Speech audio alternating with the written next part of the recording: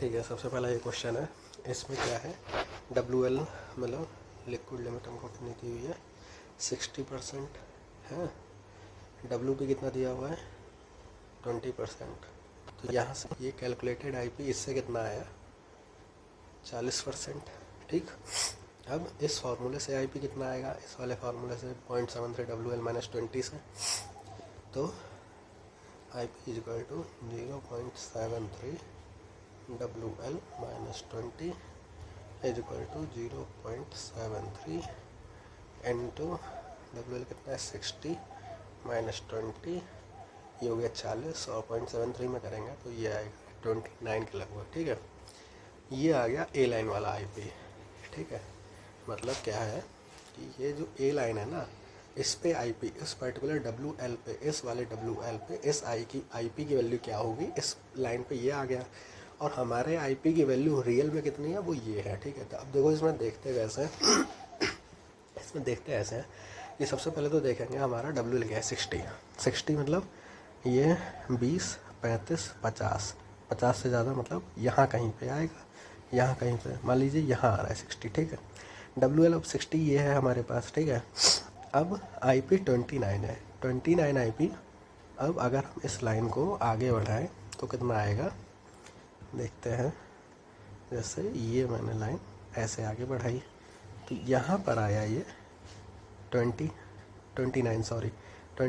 ठीक है, हमारा रियल IP कितना है 40 आ रहा है।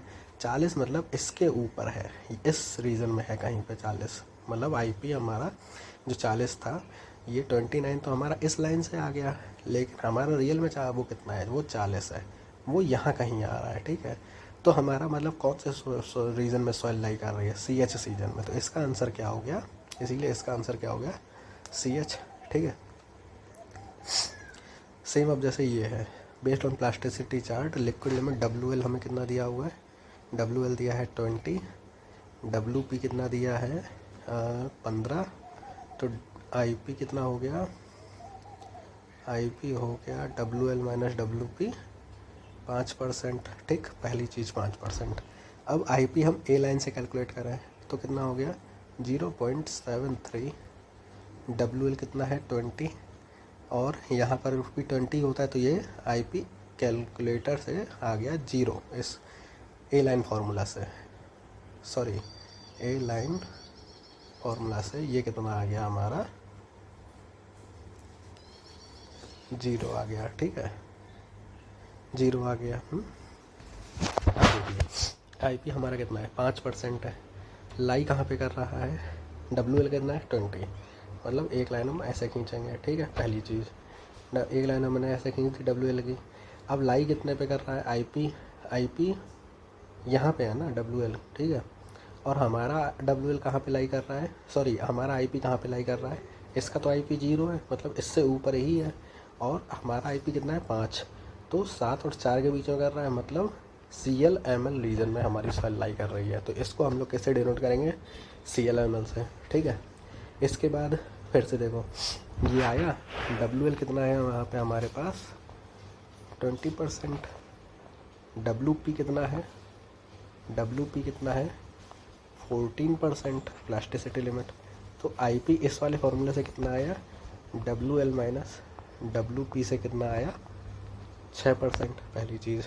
अब IP ए लाइन वाले फार्मूले से, यहाँ ए लाइन लिख देते हैं जिससे कंफ्यूजन ना हो, IP ए लाइन वाले फार्मूले से 0.73 WL minus 20 equal to 0.73, WL कितना है 20 और वैसे भी कितना है 20, ये हो गया 0, पुराना वाला ही केस बना। अब देखते हैं IP कितना आया, WL पे IP कितना आया 20, मतलब यहाँ पे इस WL पे IP ए लाइन से कितना आया है 0 आया है, तो इसका क्या मतलब है इससे ऊपर ही है, पहली चीज़। अब हमारा IP कितना आया, ये हमारा सॉइल का IP आया एग्जैक्ट। ठीक है, कि ये हमारी रियल में सॉइल है, इसका IP है ये, तो इसका IP 6 आया 7 और 4 के बीच में, तो फिर कहाँ हमारी सॉइल लाई करी CL/ML रीजन में, तो इसका भी आंसर क्या हो गया CL/ML। ठीक, इसके बाद